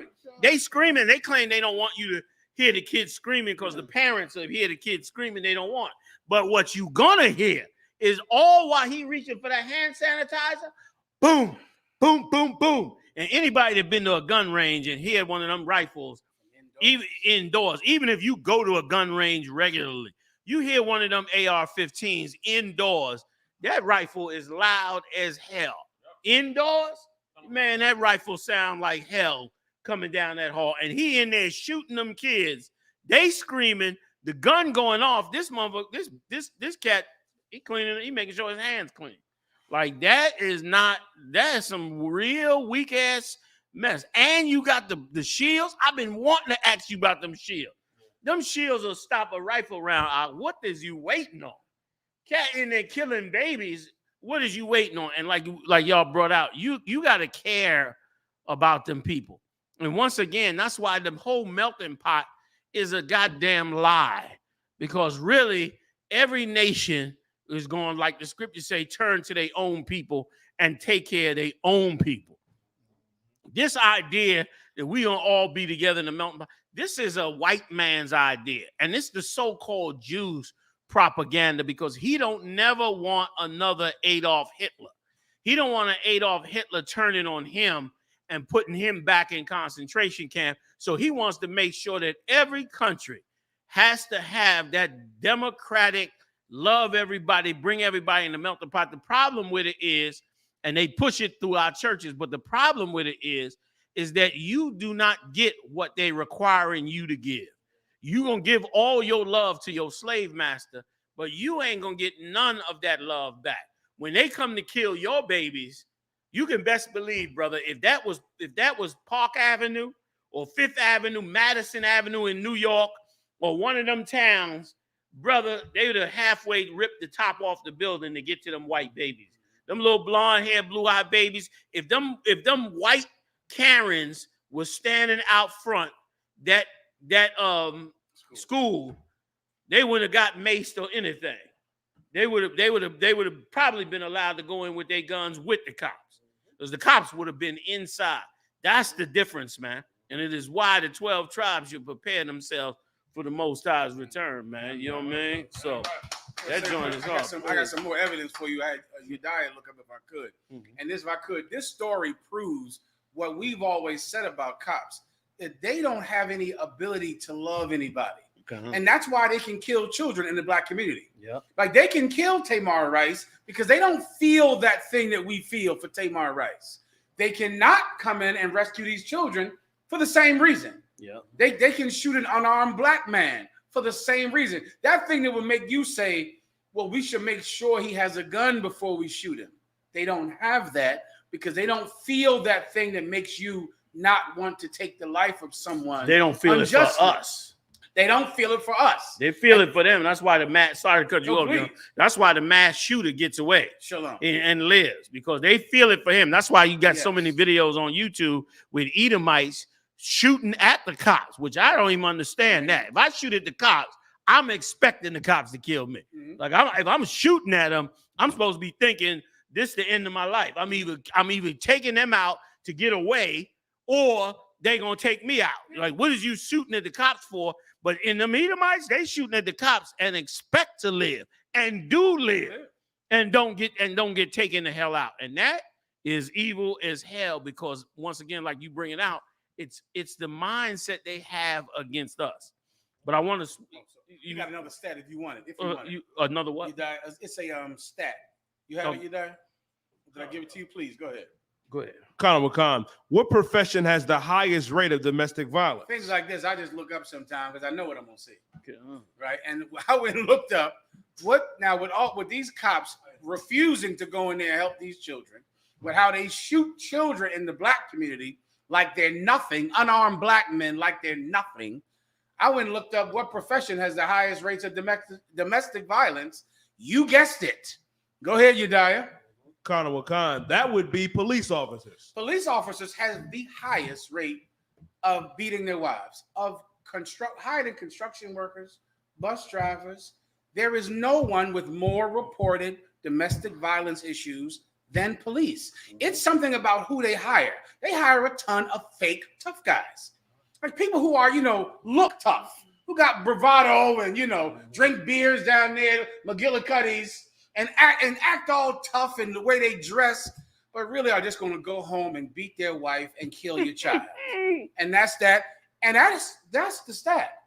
Like this is, you can just look this up. This is the actual facts.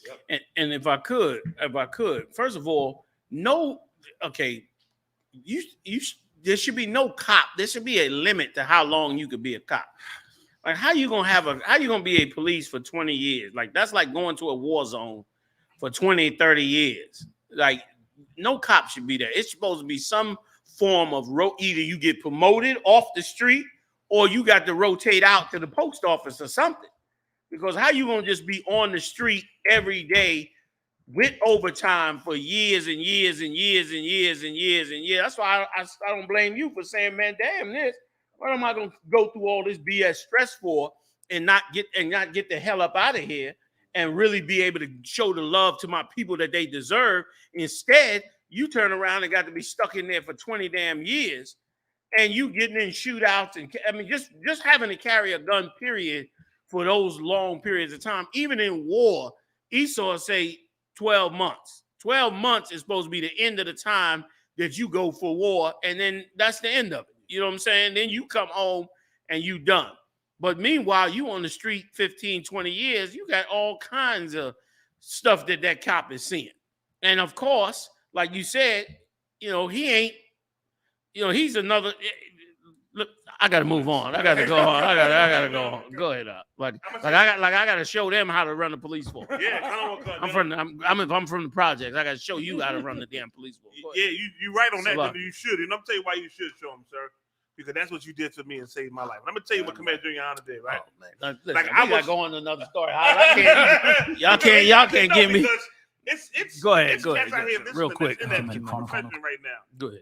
That's still cops.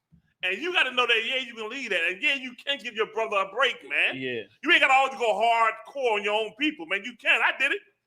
When I was going to class and Commander GEN.YAHANNA was saying, they stood your brother high. They stood your brother.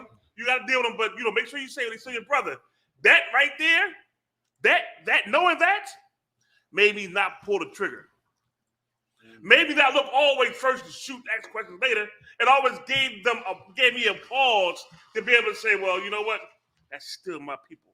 Let me pause for a second. Let me just don't jump the gun and be wrong on what I'm doing. And because of that, when I left that job, it felt good. I had no blood on my hands. I felt like relieved about it. Damn, when I could have had blood. And they was telling me, man, listen, man, you better stop playing with these cats out here, man. Pull the trigger. One cat told me, he said, listen, man, you could have had a good shoot. Looking scared. He said, "You could have had a good shoot. Come on. I don't catch on a shooting team. You had a good shoot." And I said to myself, Like how you gonna okay, when you go back and read in the scriptures, the men that were put over people were the men that fought for the people. Like that's what made them they put Gideon over the nations because he fought for the nation. They put Moses over the nation because he fought for the nation. Forget about David. He put David over the nation because he fought for the nation. If you're going to have a cop, it got to be a cop that's fighting for the nation. It can't be a cop that hates the very people that they police, that is double or triple times more violent to the people that they police. That's a joke. That's like you putting the wrong person in charge. The people that should be in charge is the ones that care about the people and willing to fight and die for the people. And so how, if you in an oppressed kingdom, how is that going to work when the oppressor is the policeman? Like you got the man that's supposed to be over you is the man that's going to fight for you, but instead the man that's over you is the man that hates you. Like that's backwards. And that's why we got what we got with these police departments. I'm moving on. I wanted to tell y'all about this group, right? Now this is one of, if not the most powerful Jewish group in the world. Okay. Now they're Canada chapter of the B'nai Brith. Now, just for you to know just how big and powerful this group is. This group is the group that started the Anti-Defamation League.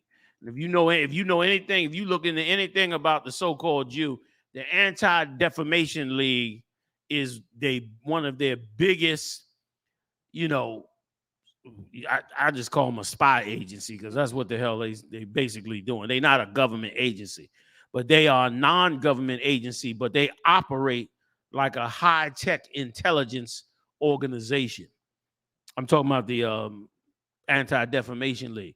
And they report and work with law enforcement to push their agendas. Okay? Now, I'm going to first read what they wrote about us coming to Canada, and then I'm going to read a little bit about their organization. Because their organization goes back to 1843. That's how long they've been around. They've been around long before. They've been around 100 years before the independence of the so-called Jewish state. They've been working this thing since the 1800s. They've been working this since before. We'll show you, boy. Like them other nations, they a different breed than what we're a different breed from slavery than what they are. This group has been around since 1943, right? Before we got emancipated and everything. And this group has been working to build a Jewish state and to stop anybody whom they deem as, anti-Semitic. Since 1843, they've been doing this. And now they're one of the most powerful groups in the world right now. They consult with presidents and leaders from all over the world. And here's what they wrote. They said, okay, let me get up to the top. It says, B'nai Brith warns Toronto authorities about haters plan to rally in city this weekend. This was when we scheduled to go up to Canada, which General Muhammad went to Canada, okay, and handled this business. They were trying to stop it. And it's to let you know just how much attention you really garner in this evil place. Okay, let me get it right. Get back up here. B'nai Brith, Canada, is deeply concerned about the imminent arrival of a U.S. group in Toronto that promotes hatred of Jews. And we don't promote the hatred of Jews. We promote the true identity of the Jews, you lying bastards. You know what I'm saying? If you're not a real Jew, then we expose you to not be a real Jew. So prove your credentials. You can't just say it. Well, I've been acting like a Jew for years. That doesn't make you a Jew. A Jew is by the bloodline. And what's wrong with us saying we want to bring out the right thing about our people who are the Jews? okay, and expose the truth about it. This group was doing the exact same thing that we were doing back in the 1800s. While we was fighting to get out of slavery back in 1843, they weren't in slavery because they were white, even though they were, you know, in somewhat of a disparage based on them being so-called Jews. They was not black. In 1843, they was able to organize, finance, do business, all of that. So they established themselves as an organization in 1843, and they were pushing these ideas. I'm going to get into it, Salaki. Okay, so promotes hatred of Jews, LGBTQ individuals, and white people. Now, I'm going to use my Hebrew name, but they use my slave name on purpose when putting the article out. Commander General Yohanna of Philadelphia intends to appear at various venues this weekend in Toronto. He is the leader of the Israelite School of Universal Practical Knowledge and is usually accompanied by members of this group when he appears in public. That's y'all. Okay. Y'all must have had an impact on it. The I.S.U.P.K is part of the Black Hebrew Israelite movement. That's another lie. We are not part of any Black Hebrew Israelite movement, okay? We don't have no affiliation with no other movement and groups. And even the idea of a movement is to try to, you know, put us in a bunch. This is all propaganda, but they're expert at it. If you read up on this group, they are the terminators of the so-called Jew, okay? That claims African Americans, Latinos, and Native Americans are Jewish and that white people and Jews are satanic beings. First of all, now you're getting it right. We do claim us to be Jews. So why are you mad that we bring the truth out that we're Jews? Let me keep going. All right.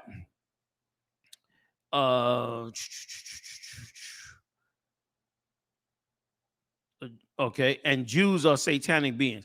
The I.S.U.P.K is widely recognized as a hate group. That's another lie. It's only the Southern Poverty Law Center that's calling us a hate group. And we are a love group. You know, man, that's what we are, brother.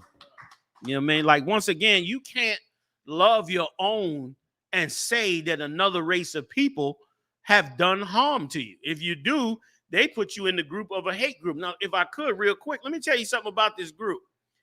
This group was considered a hate group in the 1900s. And the UN, when they formed the UN would not allow them to work on the staff or anything because the UN said they're a hate group. They are a Jewish hate group. Why? Because they was fighting for the so-called Jew. They was building schools and hospitals and feeding the so-called Jew.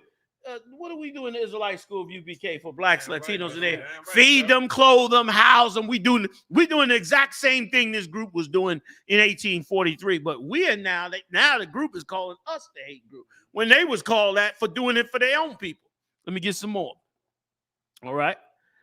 Commander General Yohanna, who identifies himself as Commander General Yohanna, promotes the separation of blacks, Salakia, and white people, claiming the latter are animals and they watching y'all videos. You see that?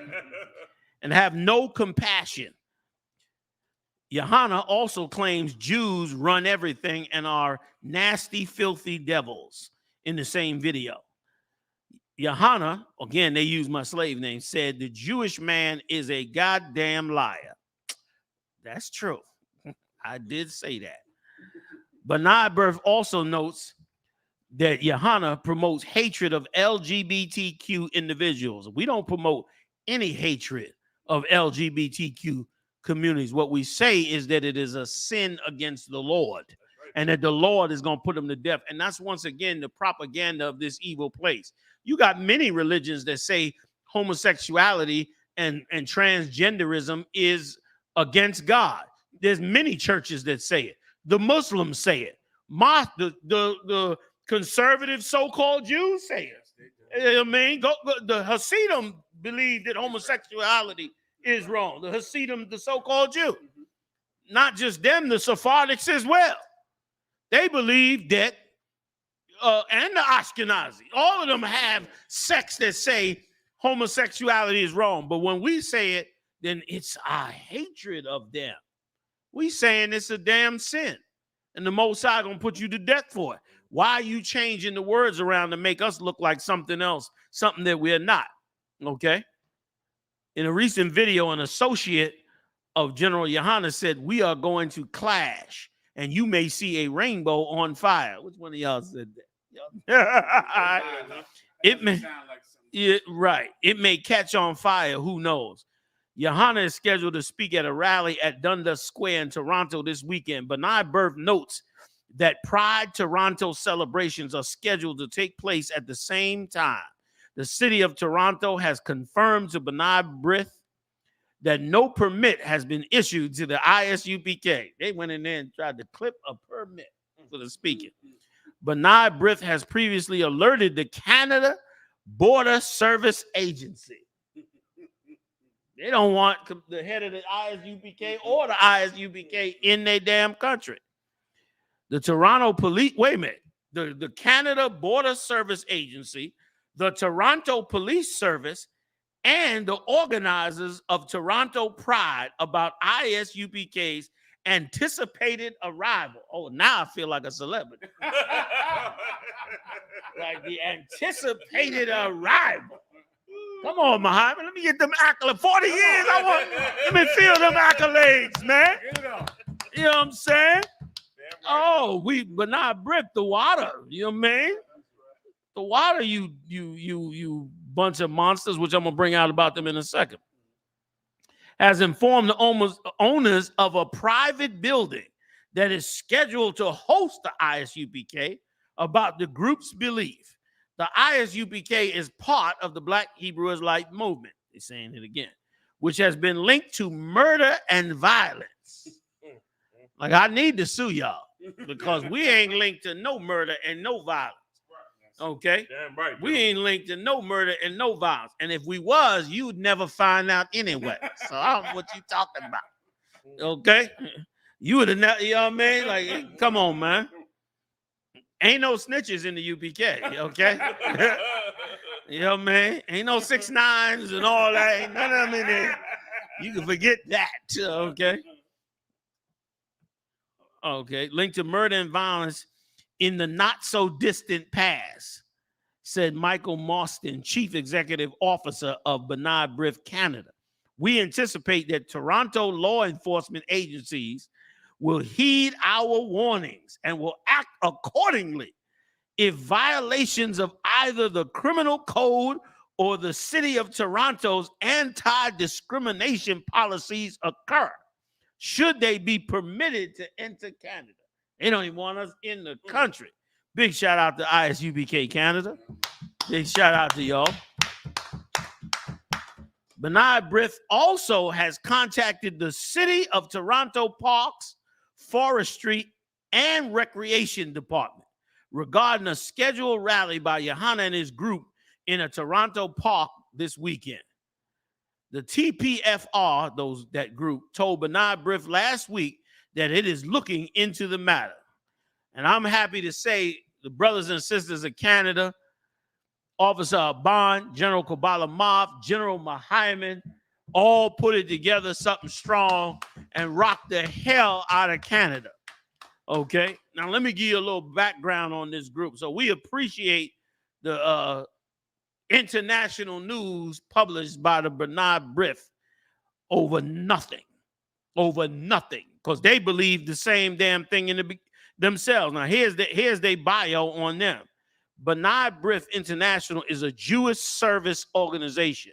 B'nai Brith states that it is committed, listen to this good, to the security and continuity of the Jewish people and the state of Israel, and combating anti-Semitism and other forms of bigotry. Ain't that that's what we do. We committed also. It definitely didn't say all people. It did not say all people and was unconcerned with other people. It said the security and continuity of the Jewish people and the state of Israel. They founded this in 1943 in New York City. You know why they did it in New York? Because they had every free Negro in their apartment buildings in the South Bronx. They was running half the real estate in New York in the 1800s. The 1900s and in the turn of the century, we were all renting from them. That's what we was renting from. Let me explain something to you. This group here was considered a hate and anti-Semitism organization before they eventually changed the laws to get themselves somehow in. They are huge.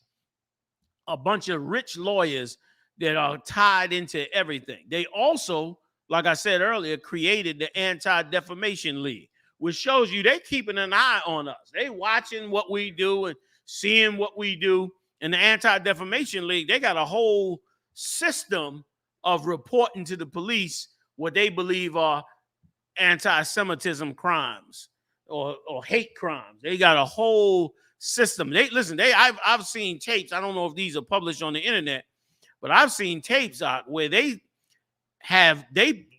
recruit blacks and Latinos. Check this out. They recruit blacks and Latinos to send into other organizations that you think they're a regular person. They reporting to the so-called Jew, which I ain't surprised at. And they said that they particularly good at recruiting young blacks and Latinos, like young college students, that they promise them different things and scholars and stuff, and they come in and spy and figure out what groups is doing, report it back to them, and then they evaluate it and send whole reports to local law enforcement. This is the kind of things that these type of super groups do. And forget about all the money they pouring into the so-called Jewish community. You wonder why you can't compete with these other nations. You can't compete with these other nations because these other nations got B'nai Brith, and you won't support the ISUPK. Like if you looked at the importance of the ISUPK, blacks and Latinos would prosper the same way. That's right. You would prosper the same way with the Lord's help, but you turn on the Lord's prophets and priests and the men called to really help you. When meanwhile, they only helping the so-called Jew. If I could, sir. When our court case in Philadelphia with Liberty Place, yeah, I brought them up to the judge to say that there's nothing wrong with what we're doing because B'nai Brith does this exact same thing for Jewish people. And of course, the judge knew it was correct. And what we're doing is normal. Exactly. It's normal. And any white Jew, any so-called Jew knows of B'nai Brith because of how big they are and knows of all the billions that they pour into Jewish organizations. They buying real estate from them. Listen, they got HUD in their pocket. They use HUD, Housing Urban Development Agency, to build massive housing complex for Jewish people. Those Jewish people buy it, live in it for a while, and then guess what they do? They then rent them out to who? Us.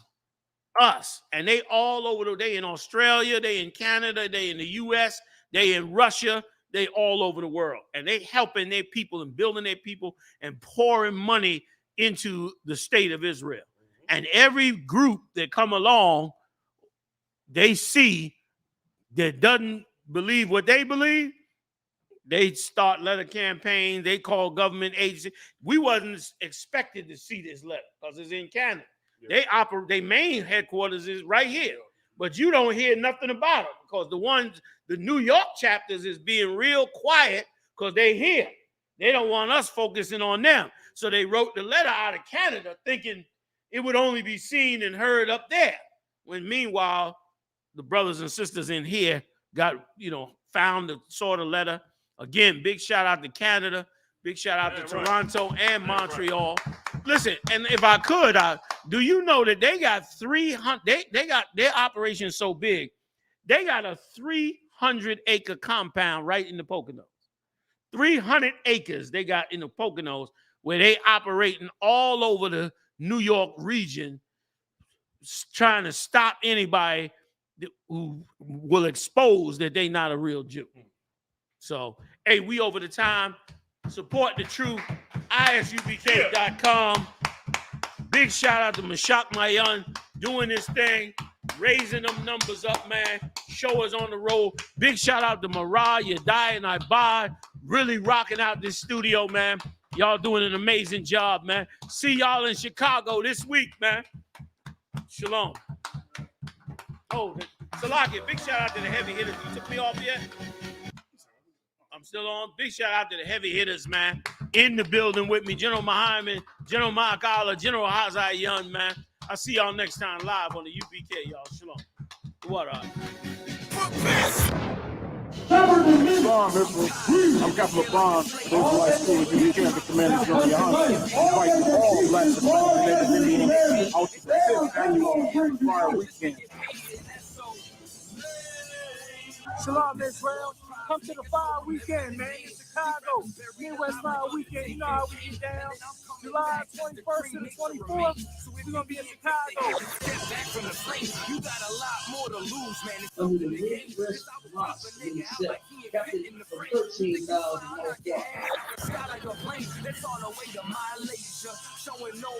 July 21st, we got 12 children behind you with the scripture breakdown class, followed by Captain Tagaria and Captain Katazal across the line ring. You know what I'm saying? We got the Bantu Festival coming back. We got the election coming. We're going to kick off the election with Captain I.S.U.P.K, Captain Katazal, and GEN.YAHANNA. It's going to be called For Columbus Day. On the 24th of July, we're going to be doing the Black and Brown Unity Cookout. Shalom, Israel, to all my blacks, Hispanics, and Native Indians. From July 21st through the 24th, we're going to be holding the Midwest Fire Weekend.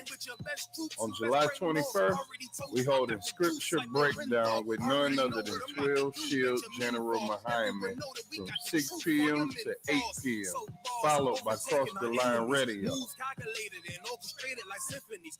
On July 22nd, we're going to be having camp on the Magnificent Mile from 11 a.m. to 5 p.m. And guess what? Commanding General Yahanna will be speaking at 3 p.m. We're going to be located at 401 North Michigan Avenue, Chicago, Illinois.